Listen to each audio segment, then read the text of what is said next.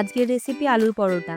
প্রথমে আলুর পরোটার পুর বানানোর জন্য কড়াইয়ে সর্ষের তেল এবং সর্ষে ফোড়ন দিয়ে তার মধ্যে পেঁয়াজ, আদা রসুনের বাটা, টমেটো, লঙ্কা কুচি, হলুদ, জিরে, গরম মশলা, লঙ্কা গুঁড়ো, গোলমরিচ গুঁড়ো, কাসুরি মেথি এবং সিদ্ধ আলু দিয়ে ভালো করে পুরটা তৈরি করে নেবেন। স্বাদ মতো নুন, চিনি ও ধনেপাতা কুচি। পুর তৈরি হয়ে গেলে আগে থেকে বিলে রাখা ময়দার ডোয়ের ভিতরে আলুর পুরটা দিয়ে বিলে নেবেন। হালকা হাতে বিলবেন, আমার একটু বেরিয়ে গেছে, একটু বেরোবে, আলুর পুর আছে তো।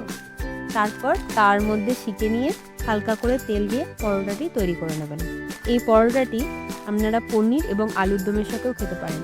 আমরা আজকে আলুর দমের সাথে পরোটাটি ট্রাই করেছিলাম। কেমন হয়েছে জানাবেন এবং কমেন্ট করবেন।